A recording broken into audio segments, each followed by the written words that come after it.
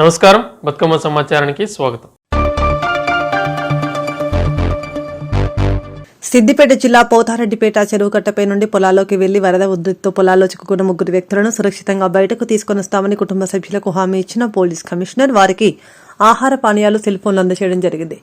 మెదక్ జిల్లాలో భారీ వర్షం పడినందున పెద్ద నిజాంపేట్, చెల్మడి చెరువుల్లో వరద నీరు పోతారెడ్డి చెరువు నుండి ఉధృతంగా ప్రవహిస్తున్నందున చెరువుకు ఇరువైపులా పటిష్టమైన బందోబస్తు ఏర్పాటు చేశారు.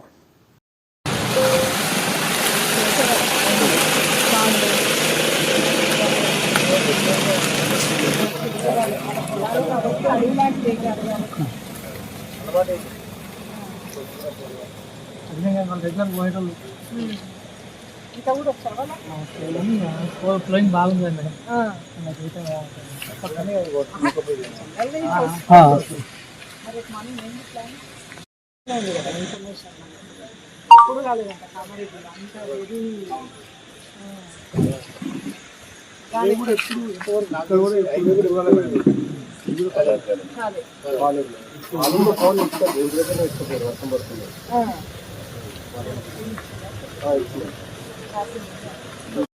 సిద్దిపేట కరెక్టే ఉందా?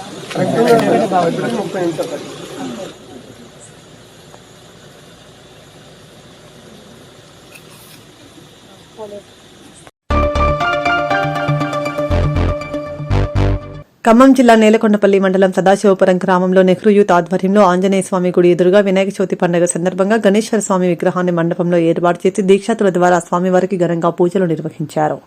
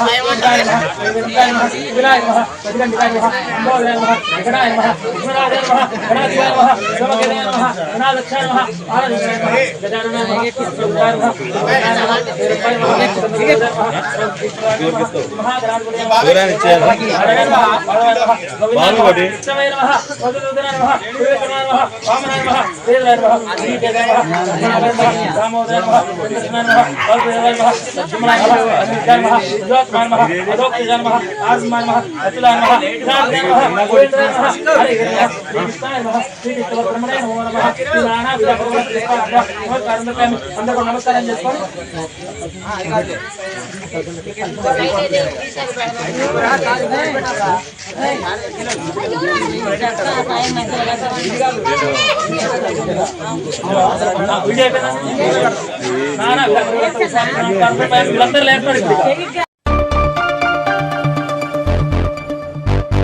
రామగుండం ఎమ్మెల్యే మకాన్ సింగ్ రాజ్ ఠాకూర్ అంతర్గా మండలంలోని ఎల్లంపల్లి ప్రాజెక్టును సందర్శించారు. ఇటీవల కురుస్తున్న భారీ వర్షాల కారణంగా ప్రాజెక్టు పూర్తి స్థాయిలో నీటితో నిండిపోవడంతో 62 గేట్లు ఉండగా 40 గేట్లనెత్తి నీటిని విడుదల చేస్తున్నట్లు అధికారులు ఎమ్మెల్యేకి వివరించారు.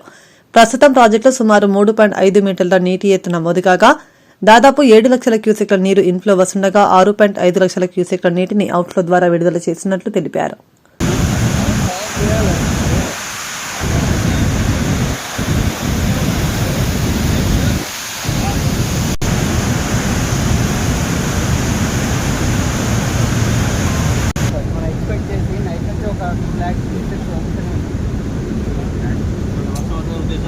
జస్ట్ సెండ్ మీద మెసేజ్ ఎంత నంబర్ కూడా నాకు చేయండి.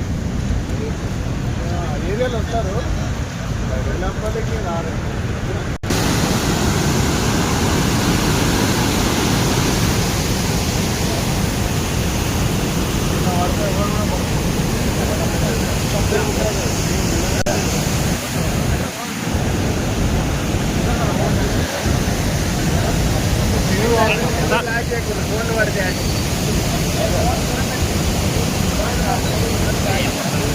రాజు నీళ్ళతో సాగుంటాలా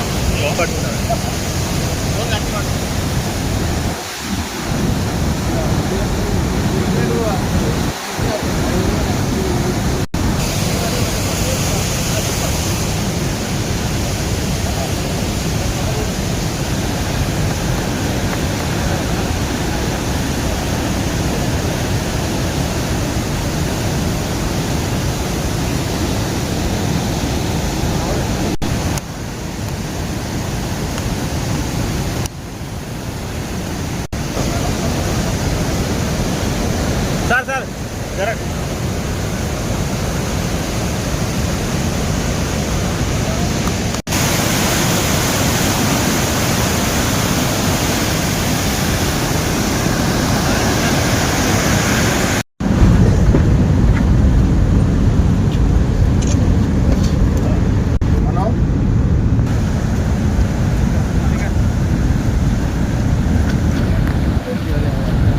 విపరీతమైన వర్షాభావంతో గోదావరి ఉప్పొంగుతూ ఉంది.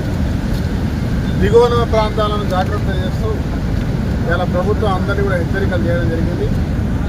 దిగువ ప్రాంతాల్లో ఉన్న వారందరూ కూడా జాగ్రత్తగా ఉండాలని చెప్పి మీ ద్వారా ప్రతి ఒక్కరిని కూడా కోరుతా ఉన్నాం.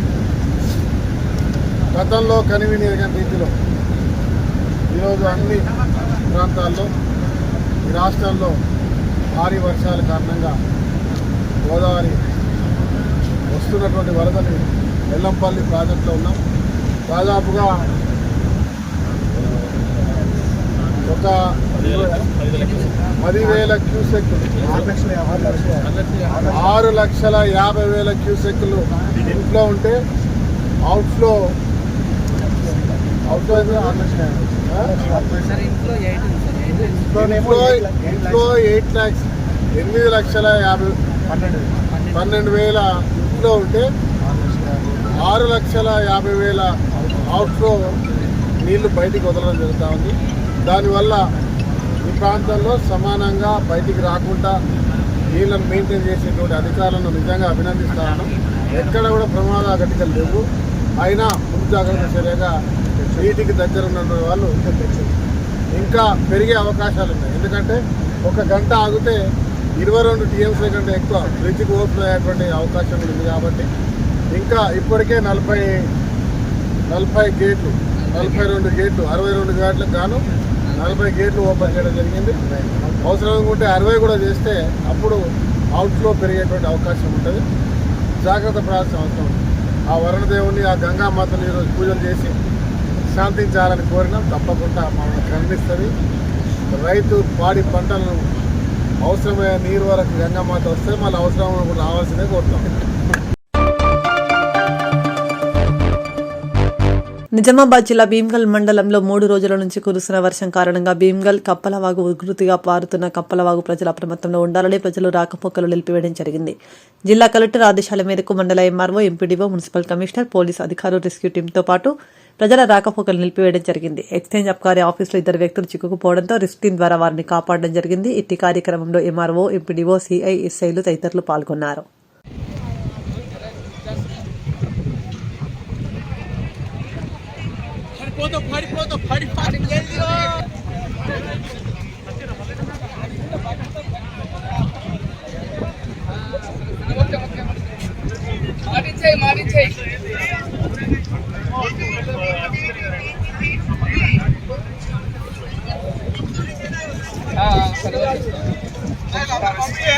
అందరూ పంపించేసేయి కదా, అందరూ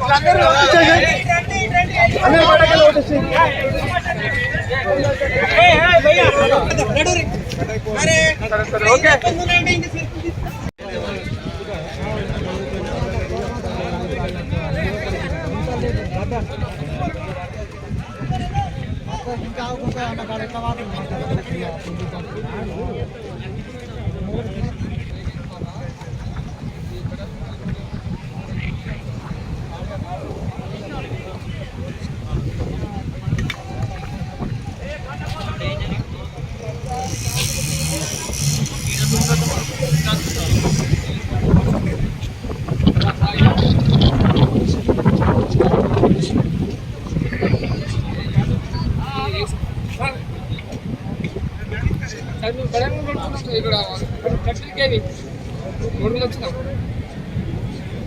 అసలు ఇక్కడ రాదు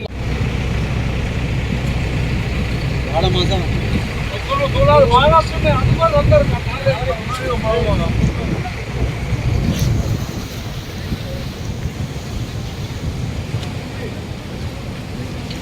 होड़ी होड़ी होड़ी कत्ता जगह रहो हमारे घर जो बढ़ाएगा सर रोड मोड कायदे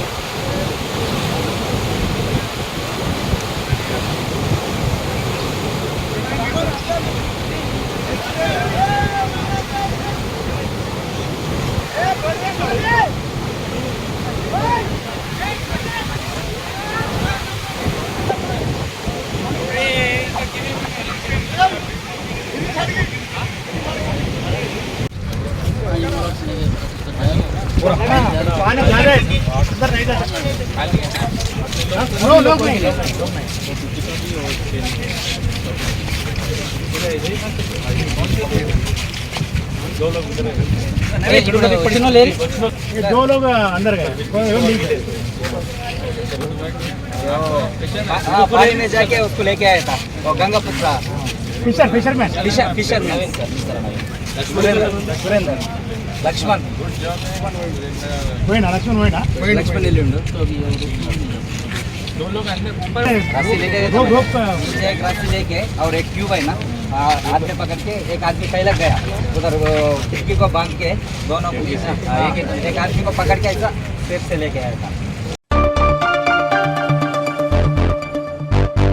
సిద్దిపేట జిల్లా పోతారెడ్డిపేట చెరువు కట్టపై నుండి పొలాల్లోకి వెళ్లి వరద నీరు ఉధృతిలో పొలాలలో చిక్కుకున్న ముగ్గురు వ్యక్తులను గురించిన సమాచారం విదితమే ఈ రోజు ఉదయం రాష్ట్ర ఎస్డీఆర్ఎఫ్ 8వ బెటాలియన్ బృందాలు జిల్లా additional collector Abdul Hamid Dubbaka CI Srinivas Bompalli MRO Bompalli SI Harish revenue department సమన్వయంతో సమిష్టంగా బోట్లో ముగ్గురు వ్యక్తులను సురక్షితంగా బయటకు తీసుకొచ్చి వారి కుటుంబ సభ్యులకు అప్పగించడం జరిగింది. వారి కుటుంబ సభ్యులు ఆనందం వ్యక్తం చేసి రెవెన్యూ పోలీస్ డిపార్ట్మెంట్ అధికారులకు సిబ్బందికి కృతజ్ఞతలు తెలిపారు.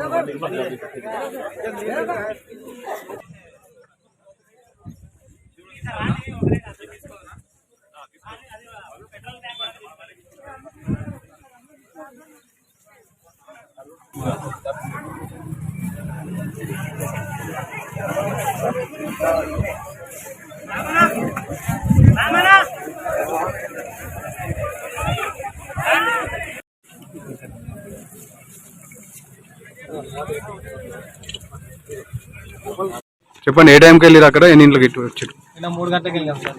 ఓకే, వరద ఎన్నింటికి వచ్చింది ప్రవాహం? 3:30, 4కి స్టార్ట్ అయిపోయింది. ఫుల్ దేనికోసం అని వెళ్ళారు మీరు అక్కడ? మోటార్ కోసం వెళ్ళాం సార్, వెళ్దామని. కొంచెం వాటర్ వస్తున్నాయని చెప్పేసి గడప పైన పెడదామని చెప్పేసి వెళ్ళాం. తీసేసరికి కొంచెం లేట్ అయిపోయింది. 1/2 అవర్ ఫుల్ వాటర్. ఎన్ని అవర్స్ ఉన్నారు మీరు అక్కడ? నైట్ మొత్తం అక్కడనే. అంటే అధికారులు మీకు ఏమైనా సహాయక చర్యలు కానీ, ఏమైనా తినడానికి ఫుడ్ అలాంటి ఏమైనా అందించారా? ఫుడ్, వాటర్ అన్ని పంపించారు.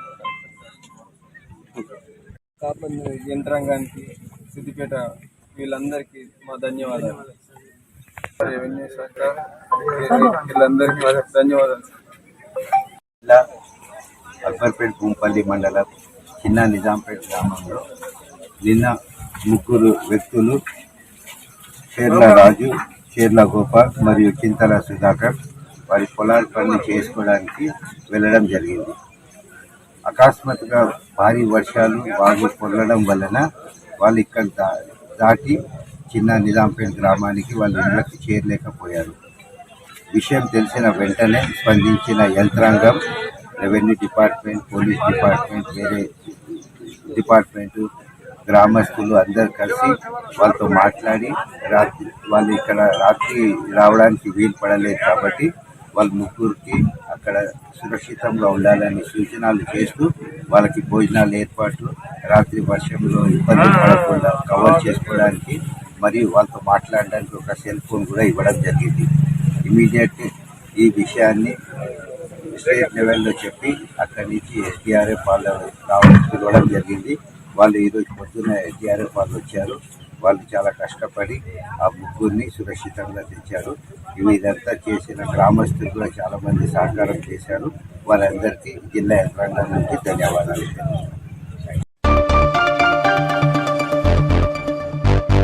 రాత్రంతా ఎడతెరిపి లేకుండా కుండపోతగా కురుస్తున్న వర్షానికి సిద్దిపేట జిల్లా కేంద్రంలో నీట మునిగిన పలు కాలనీలను జిల్లా collector K Haimavathi, commissioner of police అనురాధతో కలిసి క్షేత్రస్థాయిలో పరిశీలించారు. కొత్త బస్టాండ్ నుండి మోడర్న్ బస్టాండ్ మధ్యలో రోడ్డు వెంబడి బ్రిడ్జిపైన నీరు చేరిన ప్రాంతాలను పరిశీలించి నీటి ఉధృతి తగ్గే వరకు రాకపోకలు నిలిపివేయాలని పోలీసు అధికారులు బందోబస్తు ఏర్పాటు చేయాలని ఆదేశించారు.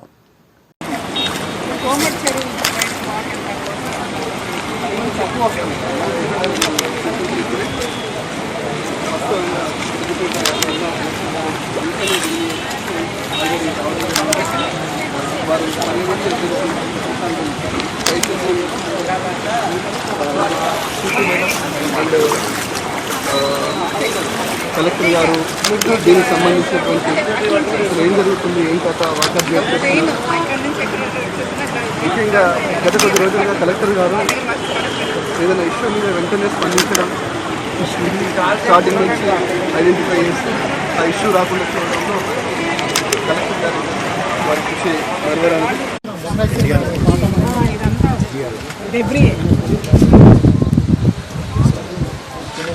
ప్లాంట్ మేడం ఇక్కడ వరకు ఫ్లాట్స్ ఉన్నాయని అంటారు. మేడం టౌన్లోకి ఎంటర్ అవుతుంది మేడం ఎస్డిఆర్ స్టాటిక్గా ఒక దగ్గర పెట్టాము. మరి ఎవరిని కాంటాక్ట్ చేయాలి? మన ఎస్హెచ్ఓ భూంపల్లి ఉన్నాడు, తీసుకొస్తాం. మరి అక్కడ మనకు వాళ్ళు ఏది ఎవాక్యుయేట్ చేయాలి అనేది మనం చెప్పిన దాన్ని బట్టి చేస్తాం. మున్సిపల్ కమిషనర్ అసలు తీసుకోలేదు. ఎస్డిఆర్ఎఫ్ వచ్చిందంట. మరి ఎట్లా వాళ్ళు యాక్షన్ ఎవరు లీడ్ ఎవరు? మీరే అదేమో వన్ టౌన్ వస్తుంది, ఇది ఉపేందర్ రవీందర్ మీరే మేము డిసైడ్ చేసుకుంటాం. ఒకవేళ పరిస్థితిని బట్టి మేము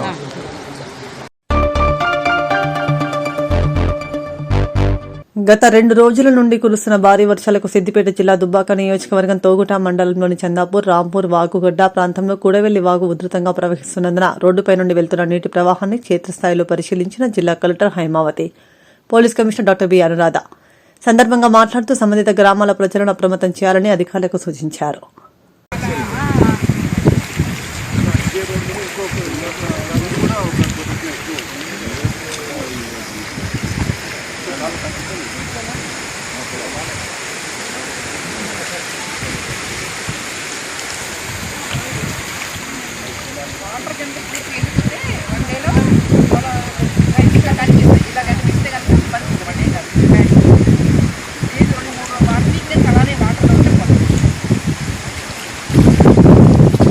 సరేనా?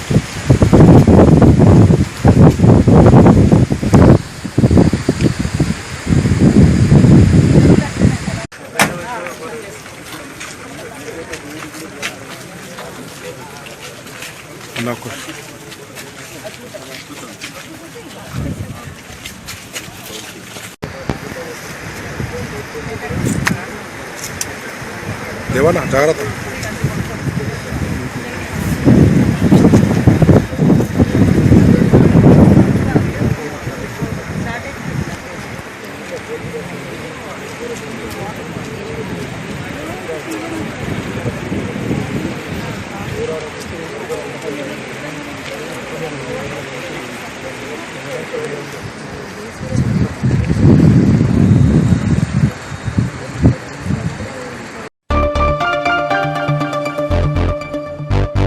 ఖమ్మం జిల్లాలో ఓ మోస్తారు వర్షాలు. ఖమ్మంలో కురిసిన కొద్దిపాటి వర్షానికి రోడ్లన్నీ జలపాతాల్లా మారాయి. డ్రైనేజీ వ్యవస్థలో పూర్తి స్థాయిలో నీళ్లు నడవక రోడ్లపై నీరు ప్రవహించడం ప్రజలకు కష్టంగా మారింది. వినాయక చవితి సందర్భంగా వర్షంలోనూ వినాయక సామాగ్రి అమ్మకాలు అంతంత మాత్రాన నడవడంతో చిరు వ్యాపారులు నష్టపోయారు. డ్రైనేజీ వ్యవస్థను పూర్తి స్థాయిలో మెరుగుపరిచి ప్రజలకు మేలు జరిగేలా చూడాలని అంటున్నారు.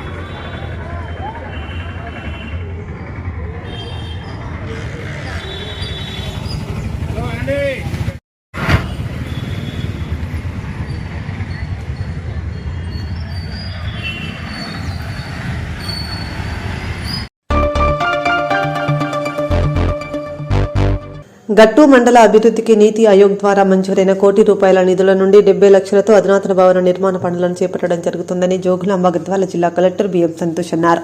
గురువారం గట్టు మండల కేంద్రంలో నీతి ఆయోగ్ సంపూర్ణ అభియాన్ కార్యక్రమంలో భాగంగా గట్టు మండల అభివృద్ధికి విశేష కృషి చేసిన జిల్లా స్థాయి మండల స్థాయి అధికారులకు స్థానిక శాసనసభ్యులు బల్ల కృష్ణమోహన్ రెడ్డితో కలిసి జిల్లా కలెక్టర్ సంబంధిత అధికారులకు మేమంటూ సర్టిఫికెట్స్తో ఘనంగా సత్కరించారు. సో ఇందాక నాకైనా ముందు అందరు కూడా మాట్లాడినారు. సో ఫస్ట్ ఎందుకు ఈ గట్టుని ఆస్పిరేషనల్ బ్లాక్ కింద తీసుకున్నారు అని చూస్తే 2023లో మనకి ముందు గౌరవ ప్రధాని గారు దీనిని భారతదేశంలోనే చాలా వెనకబడి ఉన్న 500 మండల్స్ బ్లాక్స్ అని ఇండియా లెవెల్లో బ్లాక్స్ ఏవదేదని గుర్తుపెట్టడంలో మన గద్వాల్ జిల్లాలో ఈ గట్టు మండలం అలాగే మన ఉమ్మడి మహబూబ్నగర్ జిల్లా తీసుకుంటే నర్వా బ్లాక్ కూడా సెలెక్ట్ చేయడం జరిగింది. దీనిని సెలెక్ట్ చేసి వీళ్ళందరినీ కూడా మనకి 2023 నుంచి కూడా ర్యాంక్ చేస్తూ వస్తున్నారు. మనం ప్రతి టైం ర్యాంక్ చూసుకొని వస్తే నేను ఇప్పుడు డేటా తీసుకొని వస్తే స్టార్టింగ్ ఒక టైం 27 ఉంటే తర్వాత 429, 419, 408, 460, 339, 118 ఇట్లా ర్యాంక్ ఉండేది. లాస్ట్ అంటే 100 పైగా ఉన్న ర్యాంక్ ఈ టైం మాత్రం మనం జనవరి టు మార్చ్లో ఉన్న దాంట్లో ఈ 100 పైన ఉన్న ర్యాంక్ని ఇప్పుడు మనం 5th ప్లేస్కి రావడం జరిగింది. అమలు చేస్తే ఖచ్చితంగా ఇప్పుడు మనం 5th పొజిషన్లో ఉన్నాము. సో లాస్ట్లీ మనకి 1 కోటి వచ్చింది. ఇక్కడ ఉన్న లోకల్ రిప్రజెంటేటివ్స్ ఉండొచ్చు, లోకల్ ఎంపీడీఓస్ ఉండొచ్చు, తహసీల్దార్ ఉండొచ్చు, లోకల్ సిడిపిఓస్ వీళ్ళందరితో మనం కోఆర్డినేషన్ చేసుకొని ఈ 1 కోటి ఎట్లా ఉపయోగించాలి అంటే ఈ ఏదో ఒక మీటింగ్ పెట్టుకోవాలన్నా కూడా కరెక్ట్గా ఇన్ఫ్రాస్ట్రక్చర్ లేనందువలన ఒక మంచి మోడర్న్ బిల్డింగ్ ఇక్కడ మంచి మోడర్న్ స్టైల్లో 1 కోటి మనకి ఎంపీడీ ఆఫీస్ ఏముంది ఇక్కడనే మీరు ఏదైనా మీటింగ్ పెట్టుకోవాలని అంగన్వాడీ టీచర్స్ ఉండొచ్చు, ఆశా వర్కర్స్ ఉండొచ్చు, ఏఎన్ఎం ఉండొచ్చు, మీకు మంచి ఒక ఫెసిలిటీతో పాటు ఇక్కడ స్టేట్ ఆఫ్ ద ఆర్ట్ అంటే మోడర్న్ టెక్నాలజీ ఉన్న ఒక బిల్డింగ్ ఇక్కడ పెట్టుకోవడం జరుగుతుంది. దానికి గాను ఒక 60-70 lakhs దానికి ఇవ్వడం జరిగింది. సో ఇంకా కూడా గౌరవ ఎమ్మెల్యే గారిది కూడా SDF ఫండ్స్ వస్తాయి, దానిని కూడా ఇక్కడ తీసుకొని ఇది ఒకటి మోడల్ కేంద్రంగా మనం చేసుకుంటే స్కిల్ డెవలప్మెంట్ ఉండొచ్చు, మీరు ఏదైనా మీటింగ్ పెట్టుకునే ఉండొచ్చు, ఏదైనా కూడా ఈ గట్టు మండలానికి అన్ని సౌకర్యాలు ఉండొచ్చు మనం చేస్తాము. మీరు దానిని యూజ్ చేసుకొని ఇంకా నెక్స్ట్ ఒక 1.5 yearలో బిల్డింగ్ కూడా మనం ఇక్కడనే ఆ బిల్డింగ్ కూడా ఉంటుంది. నెక్స్ట్ ఏదైనా ప్రైజ్ వస్తే ఖచ్చితంగా మనం ఆ బిల్డింగ్లోనే పెట్టుకొని ఇంకా చేస్తామని చెప్తూ మీరందరూ కూడా మంచిగా పని చేయాలి. మంచిగా పనిచేసి ఈ గట్టు మండలానికి మంచి పేరు తీసుకోవాలి. మీరందరూ ఇప్పుడు మంచిగా వర్క్ చేయడం వల్లనే నేను గవర్నర్ గారి దగ్గర వెళ్ళి గట్టు మండలం తరఫు నుంచి ప్రైజ్ తీసుకోవడం జరిగింది. కాబట్టి మీరందరికీ కూడా కృతజ్ఞతలు. మీరందరికీ కూడా ఇట్లాగే పని చేస్తుంటూ ఇంకా మనం మంచి స్థాయికి వెళ్ళాలి. ఇంకా మనకి క్రైటీరియాలో ముందు వెళ్ళే పరిస్థితి ఉన్నాయి. కాబట్టి ఇంకా ఇలాగే ఒక 2 times సెకండ్ పొజిషన్ వచ్చిన మన తెలంగాణలో కుమరం భీం ఆసిఫాబాద్లో ఫస్ట్ పొజిషన్ వచ్చి వెళ్ళాలి. అలాగే నెక్స్ట్ అంగన్వాడీ టీచర్ గౌరవ చీఫ్ సెక్రటరీ గారి నుంచి సీఎం గారి నుంచి కూడా ఎలా మనం ఇండియా ఎప్పటి నుంచి కూడా అభివృద్ధి పొందుతున్న దేశం అని అంటున్నారు, కానీ అభివృద్ధి పొందిన దేశం ఇప్పటి వరకు కాలేదు. కాబట్టి రైజింగ్ 2047 అంటే 2047లో 2047లో ఇండియా అభివృద్ధి పొందిన దేశం కావాలి, డెవలప్ నేషన్ కావాలి అనేది ప్రతి ఒక్కరు మన డ్రీమ్ అని అన్ని సాధించాలంటే మోస్ట్ 2 ఇంపార్టెంట్ క్రైటీరియాస్, ఒకటి హెల్త్ బాగా ఉండాలి, తర్వాత ఎడ్యుకేషన్ బాగుండాలి. ఇవి 2 బాగుంటే మనం దేశం ఖచ్చితంగా డెవలప్ నేషన్. బేస్ లైన్ నుంచి ఎండ్ లైన్ వరకు పిల్లలు అభివృద్ధి చెందగలిగారు. వాళ్ళు చదవడం కానీ, రాయడం కానీ, మాట్లాడడం కానీ వాళ్ళు బెటర్ పర్ఫార్మెన్స్. కలెక్టర్ గారి ఆధ్వర్యంలోనే మేము ఈ కమిషన్లో వర్క్ చేస్తున్నాం, నేర్పిస్తుంటాం పిల్లలందరూ. Thank you. శుభదినం. ఎందుకంటే ఇది ఒక గట్టు కుటుంబం సాధించిన ఘనత. గట్టులో ఉన్న ప్రతి ఒక్క అధికారులు ఒక కుటుంబంగా మెదిలి అంటే ఈరోజు ఈ స్థాయికి అంటే దేశంలోనే ఈ స్థాయికి ఎదగడానికి కారణం అంటే 5వ స్థానానికి రావడం కారణమే మీ అందరూ ఉన్నారు ఇక్కడ. ప్రతి ఒక్కరు పాత్ర ఉంది. మీ అందరు కూడా ప్రతి ఒక్కరికి పేరు పేరున శిరస్సు వచ్చి నమస్కరిస్తున్నా. మీరందరి సహాయ సహకారాలతోన ఈరోజు గట్టు మండలం అంటే నేను చాలామంది అనుకుంటారు ప్రతిసారి గట్టుతో ఎందుకు స్టార్ట్ చేస్తున్నామంటే గట్టు వెనుకబడిన ప్రాంతం ఈ ప్రాంతంలో అందరు అధికారులు ఎప్పుడప్పుడు మీటింగ్స్ పెడుతుంటే ఈ గట్టు అనేది ముందరకు లాస్ట్ 10 yearsకి వెళ్ళి ఏ కార్యక్రమం వచ్చినా గట్టుతోనే మంచిగా చేస్తుంది, రాష్ట్రంలోనే మంచి పేరు తెచ్చే విధంగా పనిచేసింది అనేది దేశానికి చూపించాలనే ఒక ఉద్దేశంతోనే ఏ కార్యక్రమం చేసినా ఇక్కడ ఈ కార్యక్రమం చేయడం ముఖ్య ఉద్దేశం అదే. ఎందుకంటే మనమందరం గౌరవ కలెక్టర్ గారు కానీ నేను కానీ ఎక్కడికి వెళ్ళి ఏ కార్యక్రమం స్టార్ట్ చేసినా అందరూ అధికారులు ఇక్కడ వచ్చి ఈ అంటే ఇన్స్పిరేషన్ ఇవ్వాలి, మన ఇక్కడ ఉన్న అధికారులు కూడా పని చేస్తున్న విధంగా ప్రోత్సహించాలి, ఆ ప్రోత్సాహంతో మన గట్టు మండలం చరిత్ర మార్చే విధంగా అభివృద్ధి చెందాలనే ఉద్దేశంతో ఈ కార్యక్రమం చేపట్టినాం. ఈ కార్యక్రమంలో ప్రధాన పాత్ర ముఖ్యంగా హెల్త్ అనేది ప్రతి ఒక్కరికి ముఖ్యం.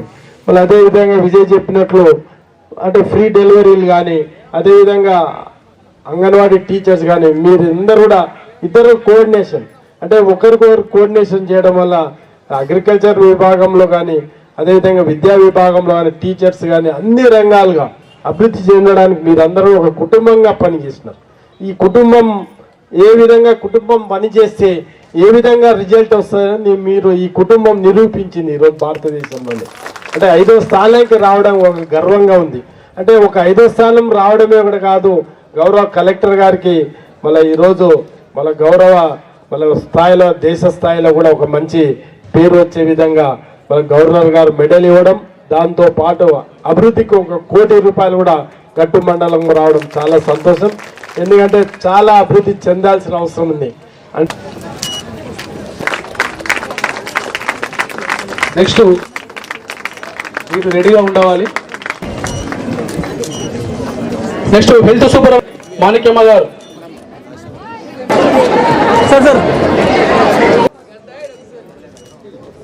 శుభదినం. ఎందుకంటే ఇది ఒక గట్టు కుటుంబం సాధించిన ఘనత. గట్టులో ఉన్న ప్రతి ఒక్క అధికారులు ఒక కుటుంబంగా మెదిలి అంటే ఈరోజు ఈ స్థాయికి అంటే దేశంలోనే ఈ స్థాయికి ఎదగడానికి కారణం అంటే 5వ స్థానానికి రావడం కారణమే మీ అందరూ ఉన్నారు ఇక్కడ, ప్రతి ఒక్కరు పాత్ర ఉంది. మీ అందరు కూడా ప్రతి ఒక్కరికి పేరు పేరున శిరస్సు వచ్చి నమస్కరిస్తున్నా. మీరందరి సహాయ సహకారాలతోన ఈరోజు గట్టు మండలం అంటే నేను చాలా మంది అనుకుంటారు ప్రతిసారి గట్టుతో ఎందుకు స్టార్ట్ చేస్తున్నామంటే గట్టు వెనుకబడిన ప్రాంతం. ఈ ప్రాంతంలో అందరు అధికారులు ఎప్పుడప్పుడు మీటింగ్స్ పెడుతుంటే ఈ గట్టు అనేది ముందరకు లాస్ట్ 10 yearsకి వెళ్ళి ఏ కార్యక్రమం వచ్చినా గట్టుతోనే మంచిగా చేస్తుంది, రాష్ట్రంలోనే మంచి పేరు తెచ్చే విధంగా పనిచేసింది అనేది దేశానికి చూపించాలనే ఒక ఉద్దేశంతోనే ఏ కార్యక్రమం చేసినా ఇక్కడ ఈ కార్యక్రమం చేయడం ముఖ్య ఉద్దేశం అదే. ఎందుకంటే మనమందరం గౌరవ కలెక్టర్ గారు కానీ నేను కానీ ఎక్కడికి వెళ్ళి ఏ కార్యక్రమం స్టార్ట్ చేసినా అందరూ అధికారులు ఇక్కడ వచ్చి ఈ అంటే ఇన్స్పిరేషన్ ఇవ్వాలి, మన ఇక్కడ ఉన్న అధికారులు కూడా పని చేస్తున్న విధంగా ప్రోత్సహించాలి, ఆ ప్రోత్సాహంతో మన గట్టు మండలం చరిత్ర మార్చే విధంగా అభివృద్ధి చెందాలనే ఉద్దేశంతో ఈ కార్యక్రమం చేపట్టినాం. ఈ కార్యక్రమంలో ప్రధాన పాత్ర ముఖ్యంగా హెల్త్ అనేది ప్రతి ఒక్కరికి ముఖ్యం. మళ్ళీ అదేవిధంగా విజయ్ చెప్పినట్లు అంటే ఫ్రీ డెలివరీలు కానీ అదేవిధంగా అంగన్వాడీ టీచర్స్ కానీ మీరు అందరూ కూడా ఇద్దరు కోఆర్డినేషన్ అంటే ఒకరికొకరు కోఆర్డినేషన్ చేయడం వల్ల అగ్రికల్చర్ విభాగంలో కానీ అదేవిధంగా విద్యా విభాగంలో కానీ టీచర్స్ కానీ అన్ని రంగాలుగా అభివృద్ధి చెందడానికి మీరందరూ ఒక కుటుంబంగా పనిచేస్తున్నారు. ఈ కుటుంబం ఏ విధంగా కుటుంబం పనిచేస్తే ఏ విధంగా రిజల్ట్ వస్తుందని మీరు ఈ కుటుంబం నిరూపించింది ఈరోజు భారతదేశంలోనే. అంటే 5వ స్థానానికి రావడం ఒక గర్వంగా ఉంది.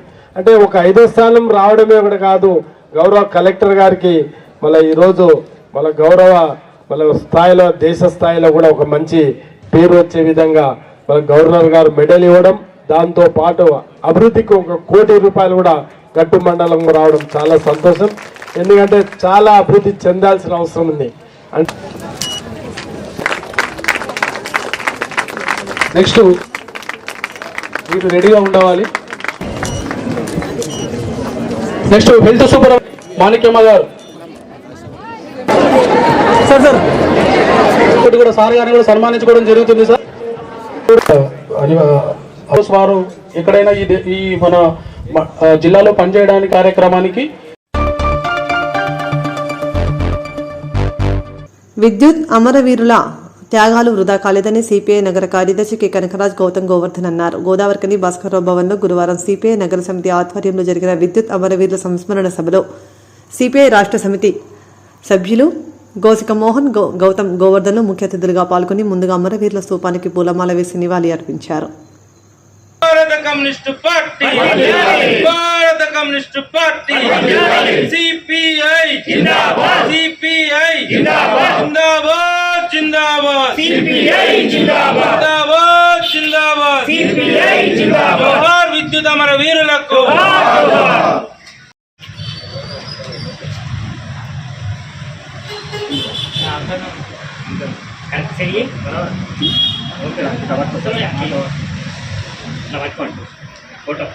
జోహార్ విద్యుత్ అమరవీరులకు, జోహార్ విద్యుత్ అమరవీరులకు, జోహార్ విద్యుత్ అమరవీరులకు.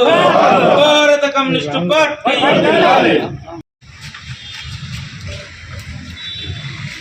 జోహార్ విద్యుత్ అమరవీరులకు. అమర హే అమరవీరుల ఆశయాలను, అమరవీరుల ఆశయాలను.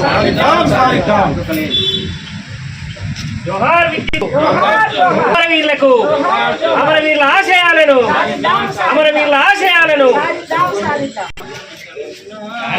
అన్నకు నింద్రన్న ఏం కాదు నవీన్ మన దిగుదా.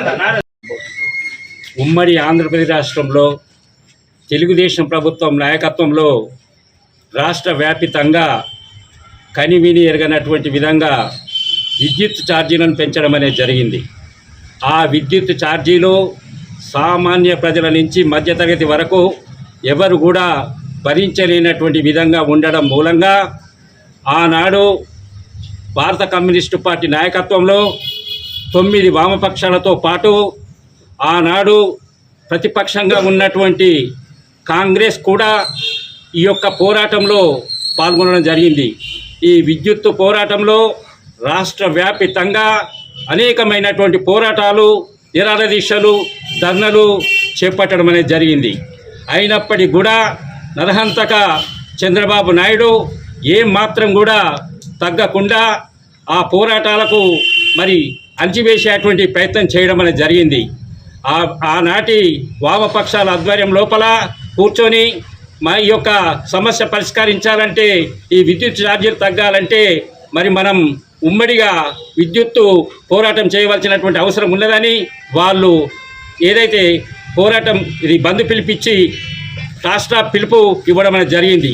దాన్ని పురస్కరించుకొని ఆ రోజు 2000 సంవత్సరం ఆగస్టు 28వ తారీఖున ఆ పిలుపు ఇవ్వడం మూలంగా జరిగింది. ఆ రోజు బషీర్బాగ్ సాక్షిగా అనేకమైనటువంటి పోరాటాలు అందరూ కూడా అక్కడ చేరుకొని చేయడం జరిగింది. ఆ పోరాటాన్ని అణచివేయడం కోసం ఆ రోజు గుర్రపు డెక్కలతోటి తొక్కియడమే కాకుండా భాషవాయువు ప్రయోగించడం అనేది జరిగింది. అప్పటికి కూడా వీరోచితమైనటువంటి పోరాటం చేస్తున్నటువంటి కామ్రేడ్ల మీద మరి విచక్షణ రహితంగా కాల్పులు జరపడం అనేది జరిగింది. ఆ కాల్పుల్లో అనేక మంది గాయాలు కావడం అనేది జరిగింది.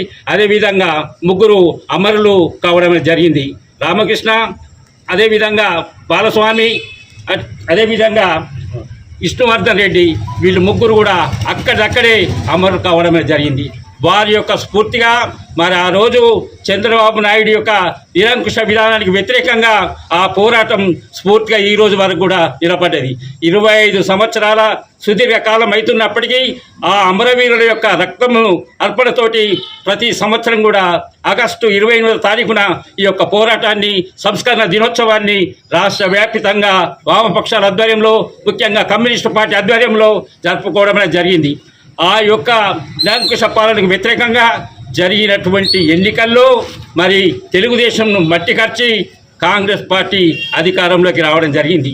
ఏ పార్టీలైనా ఏ పార్టీ అధికారంలో ఉన్నా ప్రజా సమస్యల సాధన కోసం నిరంతరం పోరాటం చేసేటువంటి వామపక్షాలు, భారత కమ్యూనిస్టు పార్టీ ముఖ్యంగా ఈ యొక్క రాష్ట్ర ప్రజల సంక్షేమం కొరకు పోరాటం చేయడం అనేది జరుగుతుంది. కనుక ప్రజా వ్యతిరేక, కార్మిక వ్యతిరేక నిర్ణయాలు తీసుకునేటువంటి ఏ ప్రభుత్వం కూడా మనుగడ సాగదని ఈ సందర్భంగా తెలియజేయడం జరుగుతుంది. జీతగానిగా పేరొందిన చంద్రబాబు నాయుడు మరి ప్రపంచ బ్యాంక్ ఏదైతే డైరెక్షన్ ఇచ్చిందో ఆ డైరెక్షన్లో ఉమ్మడి ఆంధ్రప్రదేశ్ రాష్ట్రంలో ముఖ్యమంత్రిగా ఉన్న ఆయన మరి కరెంటు ఛార్జీలను విపరీతంగా పెంచడం జరిగింది. దానికి నిరసనగా అనేక మార్లు వామపక్ష పార్టీలు కానీ ప్రతిపక్ష పార్టీలు కానీ ఎన్నిసార్లు తనకు విన్నవించినా వినకపోవడంతో మరి ఏదైతే 9 వామపక్ష పార్టీలు పిలుపునివ్వడం జరిగింది విద్యుత్ ఛార్జీలకు వ్యతిరేకంగా చెలో అసెంబ్లీ కార్యక్రమాన్ని నిర్వహించడం జరిగింది. మరి అసెంబ్లీ కార్యక్రమానికి వెళ్తున్నటువంటి వేలాది మంది వామపక్ష పార్టీ కార్యకర్తలను అడ్డుకునేందుకు పోలీసుల ద్వారా అనేకమైనటువంటి ప్రయోగాలు చేయడం జరిగింది, దమనకాండ చేయడం జరిగింది. దానివల్ల 3 అమరులు కావడం జరిగింది. అనేక మంది మొన్న అమరుడైన సురవరం సుధాకర్ రెడ్డి గారు కూడా అనేకమైన దెబ్బలు తిని చేతులు కాళ్ళు ఇరిగే పరిస్థితి ఆ రోజు రావడం జరిగింది. మరి చంద్రబాబు నాయుడు విధానాలకు వ్యతిరేకంగా వామపక్ష పార్టీలు ఉమ్మడిగా జరిపినటువంటి విద్యుత్ పోరాటం ఏదైతే ఉన్నదో దానివల్ల విద్యుత్ ఛార్జీలు తగ్గించడం అనేది జరిగింది. భవిష్యత్తులో ప్రజా సమస్యలపైన ప్రజలకు వ్యతిరేకంగా ఏ ప్రభుత్వము చేసినా కూడా వామపక్ష పార్టీలు ముఖ్యంగా సిపిఐ చూస్తూ ఊరుకోదని ప్రజాపాలన ప్రజారంజకంగా జరగాలని మేము ప్రభుత్వాలను డిమాండ్ చేస్తూ ఉన్నాం. నిజామాబాద్ జిల్లా భీమ్గల్ మండలం మెండోరా గ్రామంలో అంగన్వాడీ కేంద్రానికి పక్కన ఉన్న కాలువను పూడ్చివేయడంతో గుట్టపై నుండి వస్తున్న వర్షపు నీరు స్థానికంగా నివాసం ఉంటున్న టప్పాల అశోక్ ఇంట్లోకి రావడంతో మురికి నీరు, పాములు, తేళ్లు, కప్పలు ఇంట్లోకి రావడంతో భయంతో బిక్కుబిక్కుమంటూ కాలం గడుపుతున్నారు.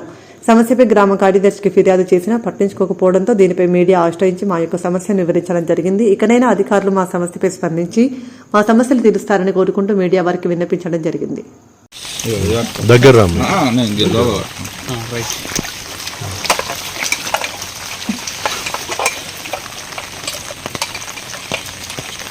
కొద్దిగా కిందికి పెట్టుకుంటాం వితౌట్ లోగా వస్తుందని ఏం బస్ బస్ సెక్రటరీకి, ఎంపీడీఓకు, ఎంఆర్ఓకి చెప్పాను. చాలా మట్టుకు వాళ్ళు పట్టించుకోవట్లేదు. దీనివల్ల ఈగలు, దోమలు రావడం కాకుండా పాములు కూడా రావడం జరుగుతుంది. చాలా ఇబ్బందికరంగా ఉంది. ఇంట్లో కూడా నీళ్ళు వస్తున్నాయి. దయచేసి దాన్ని కాలువ తీస్తే దాని మూలంగా వర్షపు నీళ్లు, మాలగుట్టు నుంచి వచ్చే వర్షపు నీళ్లు వెళ్ళిపోతాయి. దయచేసి అధికారులు ఇకనైనా స్పందించి మాకు న్యాయం చేయాలని కోరుకుంటున్నాం.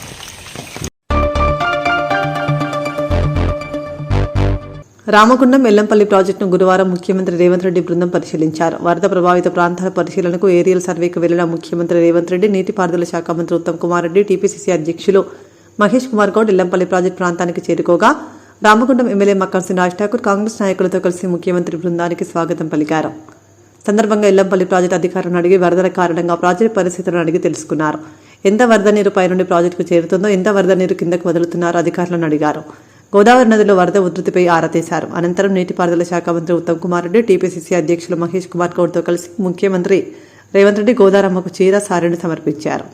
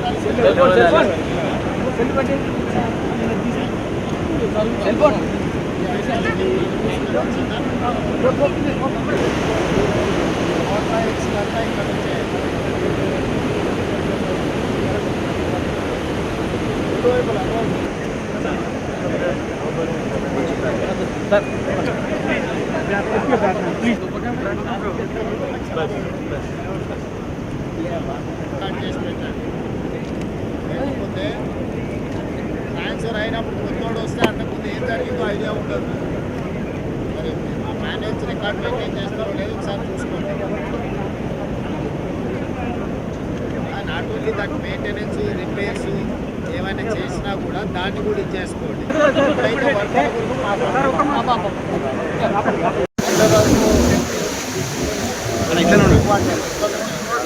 గోదావరి వాటర్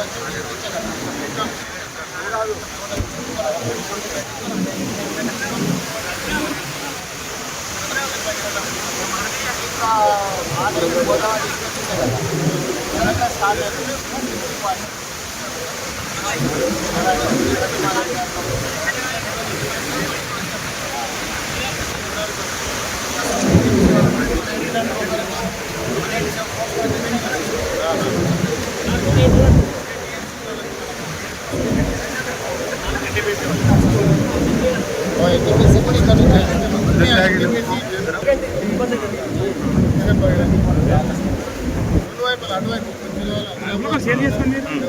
నేను పంపిస్తాను అందరికి.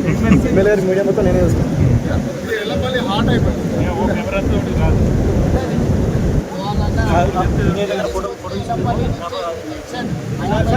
తీసుకోపోయా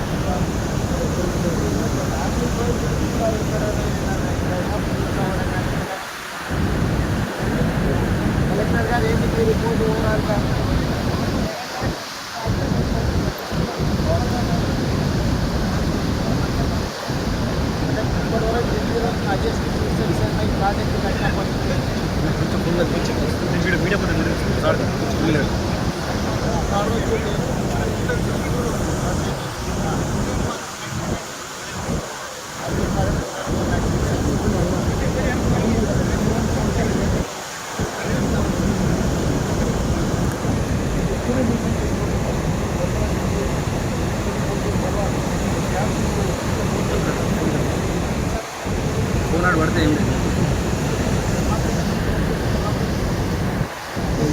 క్యాలిక్యులేట్ చేసుకొని దాంట్లో మొత్తం లో వస్తుంది క్యాలిక్యులేట్ చేసుకొని డిశ్చార్జ్ పెట్టుకోవాలి.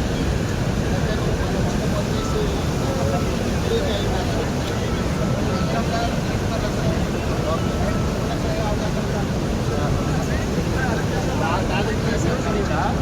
వచ్చే ఫ్లో క్యాలిక్యులేట్ చేసుకొని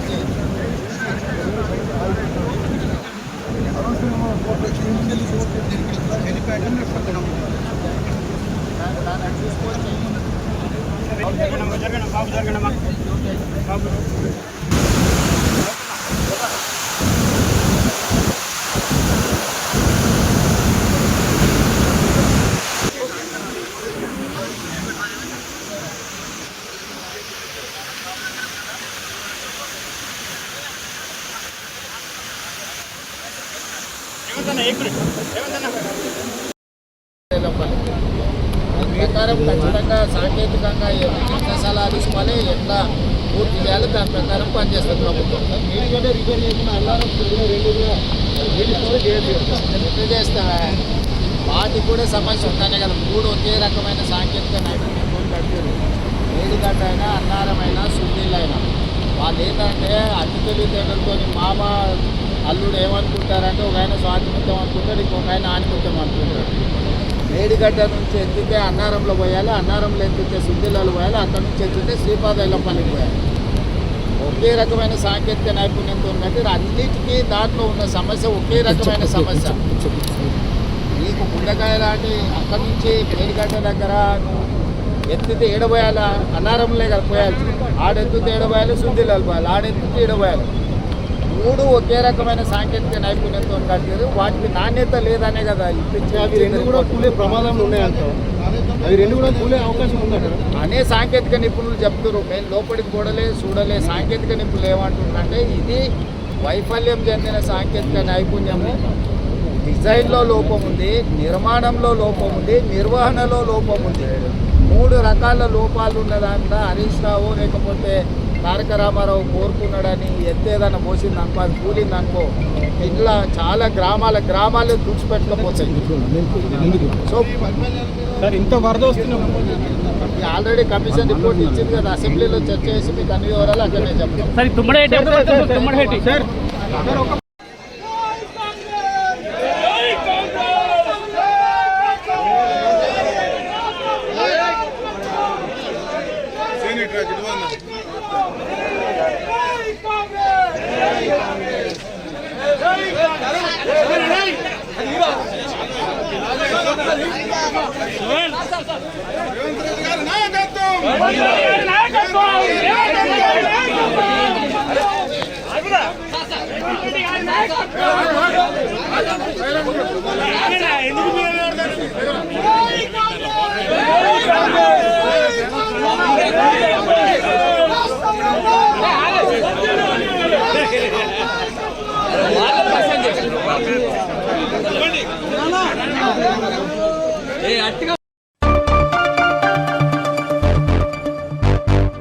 విద్యుత్ ఉద్యమంలో ప్రాణాలు కోల్పోయిన విష్ణువర్ధన్ రెడ్డి, బాలస్వామి, రామకృష్ణలకు ఎన్టీపీసీ మేడిపల్లి సెంటర్లో CPM NTPC Ramagundam area committee ఆధ్వర్యంలో చిత్రపటానికి పూలమాల వేసి ఘనంగా నివాళి అర్పించారు. ఈ సందర్భంగా నాయకులు మాట్లాడుతూ 2000 సంవత్సరం ఉమ్మడి రాష్ట్రంలో తెలుగుదేశం ప్రభుత్వ ప్రపంచ బ్యాంక్ విధానాలకు తలొగ్గి విద్యుత్ రంగాన్ని ప్రైవేట్పరం చేసి ప్రజలపై విద్యుత్ ఛార్జీల భారాన్ని మోపే చర్యలను వ్యతిరేకిస్తూ వామపక్ష పార్టీలు సుదీర్ఘ పోరాటం చేపట్టి చలో హైదరాబాద్కు పిలుపునిచ్చాయి.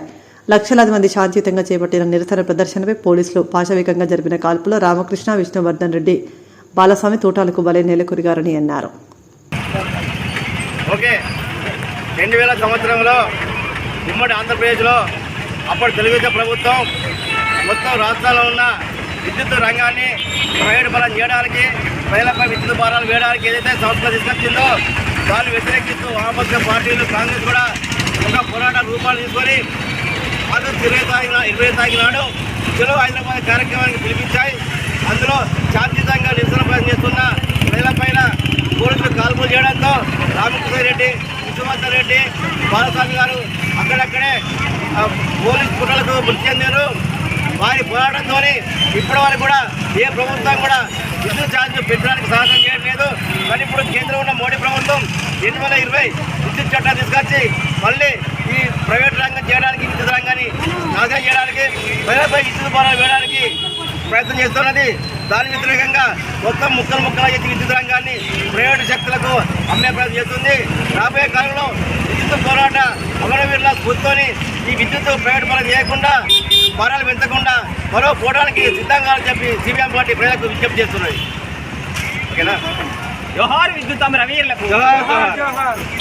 అందరికీ వామపక్ష పార్టీలు అట్లాగే కాంగ్రెస్ అన్ని పార్టీలు ఈ కార్యక్రమాల్లో పెద్ద ఎత్తున ప్రజలను పాల్గొని ఆ రోజు ఛార్జీలు తగ్గించాలని నిరసన తెలిపితే హైదరాబాద్ బషీర్బాగ్లో ఆ రోజు విద్యుత్ ఏదైతే తగ్గించాలని చేస్తున్న పోరాటంలో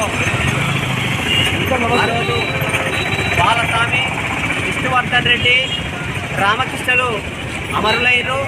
అనేక మందికి గాయాలైనవి, అనేక మంది జైళ్ళ పాలైనరు. ఆ రోజు గమనకాండ వహించింది ఏదైతే తెలుగుదేశం ప్రభుత్వం, ఆ రోజున్న చంద్రబాబు నాయుడు ప్రభుత్వం. అది ప్రపంచ బ్యాంకు విధానాలలో లోబడి పనిచేస్తూ ప్రజల మీద అనేక భారాలు, విద్యుత్ ఛార్జీలు పెంచుతూ దాని మీద జరిగిన పోరాటంలో ప్రజలు తిరగబడ్డారు. ఆ తిరగబడ్డ దానిలో అనేక మంది గాయాలు అమరులైన ఆ అమరులకు ఈరోజు జోహార్లు అర్పిస్తూ NTPC CPM party Ramagundam area committee ఆధ్వర్యంలో ఈరోజు ఇక్కడ ఈ సంస్కరణ సభ జరుపుకోవడం జరుగుతుంది. ఏదైతే మళ్ళీ ఈ రోజు వరకు కూడా ఛార్జీలు పెంచకుంటున్నారు అంటే ఆ రోజు జరిగిన పోరాట ఫలితమే, ఆ రోజు అమరులైన వారి ఒక త్యాగ ఫలితంగానే ఈరోజు విద్యుత్ ఛార్జీలు పెంచడానికి ఏ ప్రభుత్వం మారినా విద్యుత్ ఛార్జీలు పెంచడానికి వెనుక ముందు అవుతుర్రు. ఎందుకంటే మళ్ళీ ప్రజలు తిరగబడి అదే రకంగా రోడ్ల మీదకి వస్తే వాళ్ళ ప్రభుత్వాలు ఆ రోజు కూలిపోయినాయి. ఆ స్ఫూర్తితోటే తెలంగాణ కూడా ఏర్పడడానికి కారణంగా కూడా ఆ రోజు జరిగింది. కాబట్టి ఈ పోరాటానికి అంత చరిత్ర ఉన్నది. విద్యుత్ పోరాటంలో అనేక మంది అమరులయ్యి వారి త్యాగ ఫలితంగా, కాబట్టి వాళ్ళను స్మరించుకుంటూ మళ్ళీ పోరాటాలకు ఉండాలని తెలియజేస్తూ ఈ మన విద్యుత్ అమరవీరులకు జోహార్లు అర్పిస్తూ దండ